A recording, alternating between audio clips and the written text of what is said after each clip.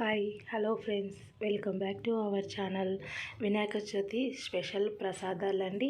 పండగ పూట హడావిడిగా లేకుండా మరి జిల్లెడకాయలు, ముందాలు, అలాగే పూర్ణం కర్జికాయలు, పూర్ణం ముద్దలు, అలాగే ఆవిరి ముద్దలు ఎలా తయారు చేసుకోవాలో ఈ వీడియోలో చూపిస్తాను. చూడండి, తయారీ కోసం ముందుగా ఒక ప్యాన్ పెట్టి ప్యాన్ హీట్ ఎక్కనివ్వాలి. ఏ గిన్నెతో అయితే వాటర్ తీసుకుంటున్నానో ఆ గిన్నెతో పిండి తీసుకోవాలండి. వాటర్ వేసి మరుగుతున్న వాటర్లో ఒక స్పూన్ నెయ్యి వేసి బాగా మరిగాక మరుగుతున్న వాటర్లో ఏ గిన్నెతో అయితే వాటర్ తీసుకున్నామో ఆ గిన్నెతోనే బియ్యం పిండిని తీసుకోవాలండి. వేసి స్పూన్ ఇది కాలుతుంటుంది కాబట్టి కొంచెం చల్లారేంత వరకు మూత పెట్టి పక్కన పెట్టేసుకుందాము. ఇప్పుడు స్టఫింగ్ కోసం తయారు చేసుకుందాము. చూడండి, స్టవ్ వెలిగించి ప్యాన్ పెట్టి ప్యాన్ హీట్ ఎక్కిన తర్వాత 3 టేబుల్ స్పూన్ల నెయ్యిని వేసి నెయ్యిని హీట్ ఎక్కనివ్వాలండి. ఇందులో చూడండి, నేనైతే కొత్త కొబ్బరి తీసుకుంటున్నాను. కొందరు పచ్చి కొబ్బరి తీసుకుంటారు. నేనైతే కొబ్బరిను మిక్సీ పట్టి వేస్తున్నానని, కావాలని వారు తురుము పట్టి తీసుకోండి. ఇప్పుడు నేను ఇక్కడ మిక్సీ పట్టిన కొబ్బరిను యాడ్ చేస్తాను. చూడండి, ఇందులో నేను ముందుగా రెడీ చేసి పెట్టుకోండి కొబ్బరి తురుమును నేను మిక్సీ పట్టిన కొబ్బరిని ఇందులో యాడ్ చేస్తున్నాను. కావాల్సిన వాళ్ళు బెల్లాన్ని పాకం పట్టుకొని వడకట్టి ఇందులో యాడ్ చేసుకోండి. నేను బెల్లాన్ని మెత్తగా దంచి మరి ఇందులో యాడ్ చేస్తున్నాను. పచ్చి కొబ్బరి తీసుకునే వాళ్ళు వాటర్ యాడ్ చేయాల్సిన అవసరం లేదు. పచ్చి కొబ్బరిలో ఉన్న వాటర్కే ఈ బెల్లం అంతా కరిగిపోతుంది. ఇలా నెమ్మదిగా స్లిమ్లో పెట్టుకొని ఈ రెసిపీని తయారు చేసుకోవాలి. చూడండి, కాస్త వాటర్ వేసి ఇలా కలుపుతూ ఉంటే బెల్లం అంతా నీట్గా కరిగిపోయి, చూడండి, ఇలా బెల్లం కొబ్బరి రెసిపీ ఇలా ఈ కన్సిస్టెన్సీలో తయారైపోతుంది. ఈ కన్సిస్టెన్సీలో తయారైపోయిన వెంటనే దీన్ని స్టవ్ ఆఫ్ చేసి పక్కన పెట్టేసుకోవాలి. పక్కన పెట్టేసుకొని ఇప్పుడు మూత పెట్టి పక్కన పెట్టిన పిండిని మూత తీసి కాస్త ఆయిల్ వేస్తూ బాగా ఒక 8 నిమిషాల పాటు బాగా నొక్కాలండి. దీన్ని వేళ్ళతో బాగా నొక్కి చూడండి, మనకి ఇది పర్ఫెక్ట్గా తయారైందో లేదో ఎలా తెలుస్తుందంటే, మనము ఇలా ఒక ప్లేట్ మీద పిండిని ఇలా నొక్కడం వలన ఇలా సాగితే మనకు పర్ఫెక్ట్గా తయారైపోయిందని తెలిసిపోతుంది. ఈ తయారైపోయిన పిండిని నిమ్మకాయ సైజు అంతా ఉండలుగా చేసి పక్కన పెట్టేసుకోవాలి. ఓకేనా? పక్కన పెట్టేసుకున్న తర్వాత ఇప్పుడు స్టఫింగ్ కోసం రెడీ చేసి పెట్టుకున్న కొబ్బరి బెల్లం తురుము కూడా మనకు తయారైపోయింది. వీటిని పక్కన పెట్టేసుకొని మనము ప్రసాదాలు తయారు చేసుకోవడానికి నేను ఇక్కడ భక్షాల కవర్ను వాడుతున్నానండి. అరిటాకు ఉన్న వాళ్ళు అరిటాకును వాడుకోవచ్చు. ఈ ప్రసాదాలు తయారు చేసుకోవడానికి చాలామంది నెయ్యినే యూజ్ చేస్తారు. కొందరైతే విడి పిండిని కూడా తయారు చేస్తారు. చూడండి, ఇలా నొక్కాలి. ఇవి మందంగా కాకుండా మరి పల్చగా కాకుండా మీడియం సైజులో నొక్కాలండి. నొక్కి అరచేతిలోకి దీన్ని తీసుకోవాలి. ఈ చపాతీని అరచేతిలోకి తీసుకొని స్టఫింగ్ కోసం తయారు చేసి పెట్టుకున్న ఈ స్టఫింగ్ని ఇందులో మధ్యలో ఒక స్పూన్ తీసుకోండి. కావలసిన వాళ్ళు ఎక్కువ పెద్ద సైజులో కూడా తయారు చేసుకోవచ్చు. ఇలా తీసుకొని చూడండి, చేతులతో నేను చూపిస్తున్నట్టు స్టఫింగ్ని లోపలికంటూ బయటికి రాకుండా ఇలా నెమ్మదిగా చూపిస్తున్న విధంగా ఇలా నెమ్మదిగా ఒత్తి ఎక్సెస్ పిండిని అంతా తీసేసుకోవాలి. ఎక్సెస్ పిండిని తీసుకొచ్చి మరి రఫ్గా కాకుండా నెమ్మదిగా చూడండి, ఇలా నెమ్మదిగా 4 ఫింగర్స్తో ఇలా నెమ్మదిగా ఒత్తాలి. ఒకవేళ మీకు చీలికలు వస్తే మాత్రం ఆయిల్తో కానీ నెయ్యితో కానీ ఆ చీలికల మీద అప్లై చేస్తూ దాన్ని కవర్ చేసేసుకోవాలి. ఇలా చేసుకున్నా చూడండి, వీటిని పక్కన పెట్టేసుకోండి. మీకు ఎన్ని కావాలో అన్ని చేసుకొని పక్కన పెట్టేసుకోవాలి. ఇప్పుడు నేను పూర్ణం కర్జికాయలను రెడీ చేసి చూపిస్తాను.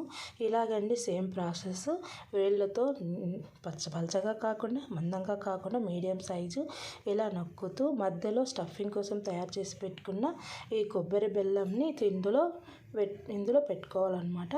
స్పూన్తో పెట్టేసుకొని నేను వీడియోలో చూపిస్తున్న విధంగా 2 ఫింగర్స్తో దీన్ని తీసుకొని 2 ఫింగర్స్తో ఇది కవర్ చేస్తూ ఇలా పెట్టేసుకోవాలి. దీన్ని నెమ్మదిగా నొక్కేసుకోండి.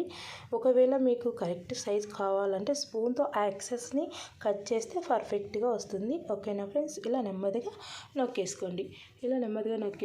ఇలా మనము తయారు చేసుకొని పక్కన పెట్టేసుకోవాలి. వీటినంతా పక్కన పెట్టేసుకొని మనకు మరి చాలామంది ఇష్టంగా చేసి ఇష్టపడే మూందాలను రెడీ చేసి మీకు చూపిస్తాను. ఇప్పుడు చూడండి, మూందాలకు కూడా సేమ్ అండి. మనము వీటిని నెమ్మదిగా ఇలా, ఒకవేళ మీకు చేతికి పిండి అంటుకుంటుంటే ఫింగర్స్తో ఇలా నొక్కుతూ చూడండి, మరి పలచగా కాకుండా మందంగా కాకుండా నొక్కి చేతిలోకి వీటిని తీసుకొని స్టఫింగ్ తీసుకొని 1 స్పూన్ స్టఫింగ్ ఇందులో పెట్టేసి నేను ఇప్పుడు వేళ్ళ మధ్యలో దీన్ని పెట్టాలండి. నేను వీడియోలో చూపించే విధంగా మీరు చేయండి. మీకు పర్ఫెక్ట్గా వస్తుంది. ఈ ముందాలు ఇలా వేళ్ళతో ఫ్లవర్ లాగా మధ్యలోకి ఇలా పంపిస్తూ చూడండి, వీడియోలో నీట్గా చూపిస్తున్నాను మీకు. ఇలా వేళ్ళతో ఇలా ఫ్లవర్ మాదిరి రావాలి. ఫ్లవర్ మాది ఒత్తుకోవచ్చు కూడా. చూడండి, ఇలా పంపించి నెమ్మదిగా ఈ ఎక్సెస్ని మొత్తం ముందుకు ఇలా నొక్కేసేయండి. నొక్కేసి మీకు చీలికలు వస్తాయండి, కంపల్సరీగా రావచ్చు కూడా. ఒకవేళ చీలికలు వస్తే ఆయిల్తో కానీ నెయ్యితో, లేదా కొందరు వట్టి పిండి ఉంది కదా, ఆ పిండితో ఈ చీలికల్ని కవర్ చేసేస్తారు. కవర్ చేసేసుకోండి, సరిపోతుంది. అట్లా పర్ఫెక్ట్గా మనము ముందాలు తయారైపోతాయి అన్నమాట. ఇంకా ఫ్లవర్గా కూడా నేను చేసి ఇస్తాను. చాలా బాగా వచ్చాయి కదా. ఇప్పుడు మరి మనకు సరైన కరెక్ట్ షేప్ రావాలంటే ఒక నైఫ్ తీసుకొని నైఫ్తో ఇలా చిన్నగా నెమ్మదిగా కట్స్ పెట్టాలండి. ఇలా కట్స్ పెట్టడం వల్ల మనకు పర్ఫెక్ట్గా ఈ ముందాలు పర్ఫెక్ట్ సైజుగా పర్ఫెక్ట్ షేప్తో తయారైపోతాయి అన్నమాట. చూడండి ఫ్రెండ్స్, ఇప్పుడు హడావిడిగా పండగ పూటలో కొద్దిగా హడావిడి పడుతూ మీరు వీటిని తయారు చేసుకుంటే పర్ఫెక్ట్గా రావు. కొద్దిగా హడావిడి లేకుండా నెమ్మదిగా ఈ ముందాలను కానీ జిల్లెడకాయలు కానీ రెడీ చేసుకోండి, చక్కగా తయారైపోతాయి. హడావిడిగా చేయొద్దు. నేను వీడియోలో చూపిస్తున్న విధంగా కాస్త నెమ్మదిగా ఈ ముందాలని జిల్లెడకాయలను రెడీ చేసేసుకోండి. మీకు పర్ఫెక్ట్గా తయారైపోతాయి కదా. ఒకవేళ పిండి మీకు చీలికలు వస్తుంటే కాస్త మరలా ఒత్తుకుంటూ వీటిని ఒత్తి ఉండలుగా చేసి పక్కన పెట్టేసుకోండి.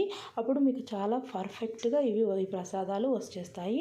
ఇప్పుడు నేను ఇడ్లీ పాత్ర తీసుకుంటున్నానండి.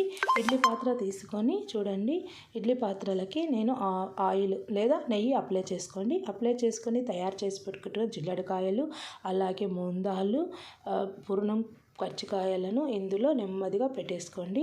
అంటే ఇక్కడ ఇడ్లీ పాత్రలు ఒకటికొకటి టచ్ కాకుండా పెట్టాలన్నమాట. అలా టచ్ చేయడం వల్ల మనం చేసిన ముందాలు షేప్ మారిపోతాయి. ఓకేనా. చూడండి, ఇలా ముందు ఫ్లవర్ లాగా కూడా చేయొచ్చు అనమాట. నేను ఇక్కడ ఫ్లవర్ లాగా చేశాను.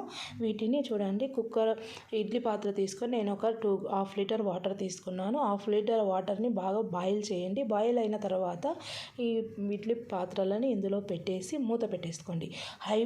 మూత పెట్టేసుకొని ఒక 10 మినిట్స్ స్లిమ్లో పెట్టుకొని కుక్ చేసుకోవాలి. లేదంటే 5 మినిట్స్ హైలో 5 మినిట్స్ స్లిమ్లో పెట్టుకొని కుక్ చేసుకుంటే పర్ఫెక్ట్గా ఈ ప్రసాదాలు రెసిపీస్ తయారైపోతుంది. ఇప్పుడు మనము మూత తీసేసుకొని కావాల్సిన విధంగా, అంటే మీరు సపరేట్ పాత్రలో మీరు ప్రసాదాలు తీసుకోవాలి. సపరేట్ బౌల్లో కావాలంటే సపరేట్ బౌల్లో తీసుకొని, అంటే ముందాలు ఒక బౌల్లో, జిల్లెడకాయలు ఒక బౌల్లో, అలాగే కజ్జికాయలు ఒక బౌల్లో, ఓకేనా. రెసిపీ ఆవిరి ముద్దలు ఒక బౌల్లో తీసుకోవాలంటే ఆ విధంగా సర్వ్ చేసుకోండి. నేనైతే ఒక ప్లేట్లో సర్వ్ చేసి మీకు చూపించడానికి ఒక ప్లేట్లో నేను సర్వ్ చేసేసాను. చూడండి, నెమ్మదిగా బాగా కుక్ అయిపోయాయండి. పర్ఫెక్ట్ టైం అనమాట. స్లిమ్లో అయితే మనకు ఎక్కువ టైం తీసుకుంటుంది, అంటే ఒక 20 మినిట్స్ పడుతుంది.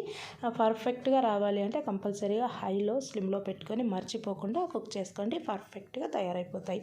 మరి ఇప్పుడు ఈ హడావిడి లేకుండా పర్ఫెక్ట్గా తయారైన ఈ వినాయకుని ప్రసాదాలు మనం సర్వింగ్ బౌల్లో తీసేసుకున్నాం కదా, పర్ఫెక్ట్గా వచ్చేసాయి. ఓకేనా ఫ్రెండ్స్, మరి మీకు కూడా పర్ఫెక్ట్గా ఈ ప్రసాదాలు తయారైపోవాలంటే మా ఛానల్ లైక్ చేయండి, షేర్ చేయండి, సబ్స్క్రైబ్ చేసి బెల్ ఐకాన్ మీద ట్యాప్ చేయడం వల్ల మేము పెట్టే వీడియోస్ మీకు నోటిఫికేషన్ రూపంలో వస్తాయి.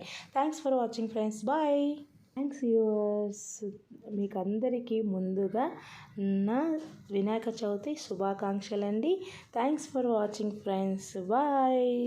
Share the video.